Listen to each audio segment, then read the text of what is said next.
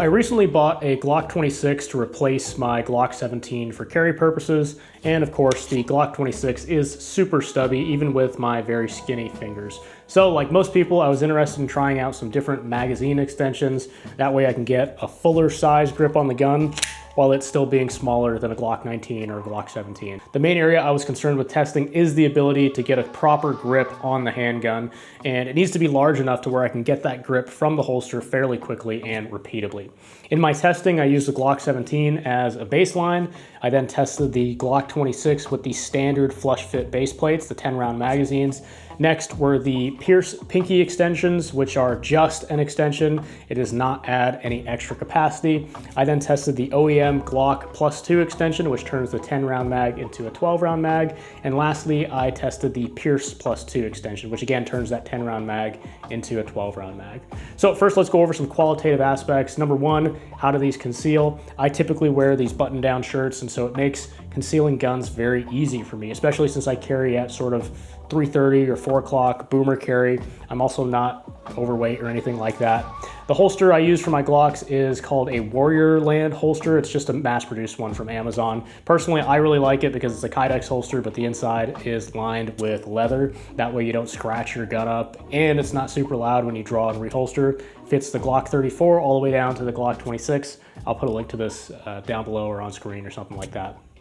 So obviously the Glock 17 conceals the worst. It's the largest gun, the largest handle. The +2 extensions, both OEM and Glock, conceal about the same. Maybe the Pearce is a little bigger.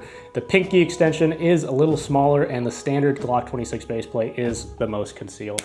This is what it looks like on my person. Frankly, I don't care too much about this because if I need a more concealable pistol, I have other smaller pistols that I can carry. Feel-wise, initially, I think the pinky extender felt the best, with the OEM +2 second, and the Pearce +2 was the worst. All of them felt substantially better than the flush fit base plate, and all of them felt slightly worse than the Glock 17. Of course, none of these base plates really fill in the back of the hand the way a full-size or compact would, so unless you're using a 15-round magazine with a magazine adapter, you'll never really get a full-size grip feel out of this. Honestly though, that doesn't matter as much as you might think. When you shoot these things, the recoil on the backside of the frame goes largely into the web of your hand. The whole gun is essentially trying to rotate around that point, which means the pressure wants to move forward onto your lowest finger, which is why I find it way more important to have a pinky on there than it is to have a little bit more contact with the bottom of your palm. That's where the recoil wants to pull the gun away from your hand. So the main test I did for these extensions consists of the Chuck Pressburg no-fail drill. This is a series of 10 one-shot drills from the holster fired at 25 yards on a B8 target with a time limit of 3.5 seconds per shot. Now the way the drill is supposed to be scored is hit or miss. Anything out of the 9 ring, which is 5.5 inches, is a miss. Any misses equal a failure of the drill. I went ahead and scored these traditionally in addition to hit or miss scoring, as it's a bit more granular and gives a little better data. Also, I didn't know this at the time, but you are allowed 1 shot over the time limit for this drill. The first gun I tested as a baseline, again, was my Glock 17. This was actually the first time I'd ever run this drill, and I have a separate video talking about that. With the Glock 17, I had no problems drawing, despite me not really practicing drawing hardly ever. The Glock 17, of course, has a lot to grab onto. Obviously, it's going to feel better than the Glock 26 with any of the extensions. Shooting-wise, the Glock 17 has probably my favorite stock Glock trigger out of any Glock I've owned or shot. Keep in mind, I'd only fired 30 shots out of this Glock 26 prior to doing this test, so I wasn't really used to it like I was with the Glock 17. The Glock 26 in this case has a much more defined wall than I would like, and it just hadn't been broken in at all. Plus, the Glock 17 has like over an inch of sight radius over the Glock 26, which is the biggest premium in pistol shooting. A little bit of sight radius is worth an incredible amount when it comes to precise shooting with an iron-sighted pistol. My score with the Glock 17 ended up being 93 out of 100 possible points with 2 shots out of the black. Overall group size, including the flyer, was just under 7 inches. Without the flyer, the group size was 5.5 inches. So everything going forward will be measured against that. The first test with the Glock 26 was with the factory flush base plate, and I think it should be no surprise that I found this to be the least comfortable and most awkward. Even with my skinny fingers, I cannot get a pinky on this flush fit base plate. I had one draw that was particularly bad. You can even hear me go and say, oh shit, in the footage. Interestingly enough, that shot actually ended up being one of the better shots. They're being so little to grab onto. I felt I had to be a lot more deliberate when drawing the gun, and even still I had a few draws where the gun was sitting in my hand pretty awkwardly before firing. Also, I did override the slide stop with this base plate, which I'm not sure is related, but I thought I should mention. It's always fun when you do that because it is an opportunity to see if you're flinching, especially if you're not counting your rounds like I typically don't. Frankly, I'm surprised with the result that I got. My total score was 88 out of 100 with 5 out of 10 in the black. Extreme group size was 7 inches. What really surprised me is I didn't have any shots outside of the 8-inch 8-ring. Or any one shot that I'd call a flyer. While I was shooting the drill, I definitely thought I had 1 or 2 shots that were wildly out, but overall it just felt like I wasn't always in control of the gun, especially coming fresh off the Glock 17. The next extension I tested was the Pearce Pinky extension. This does not increase the magazine capacity, it is only an extension. Now, on its own, just feeling the extensions in a static environment, the Pearce Pinky extension felt the best to me. It has just enough to where I can get all 3 fingers on the gun without any real overhang. It also lines up perfectly with the frame and follows the contours. When it came to drawing and shooting, however, I found it to be nearly as awkward as a factory flush fit base plate, and I had one really bad shot that broke off the repair center, high and to the right. And this is why testing is important, because I'd thought before running the test that I would like this one the best, and it turned out I actually performed about the same as the flush fit magazine. Total score ended up being an 86 with 6 out of 10 in the black, and the group size with that far flyer being over 9 inches. So 1 more hit, 2 less score, a much worse flyer, although if you subtract that flyer, the group is just under 7 inches. Again, very similar to the factory flush fit magazine. The next magazine I tested had the Glock OEM +2 extension. These are pretty much the original mag extension for the Glock 26. They turn your 10-round mag into a 12-round mag, and I believe they actually predate the Glock 26. Frankly, as far as increased capacity mag extensions go, these are the only ones I would implicitly trust.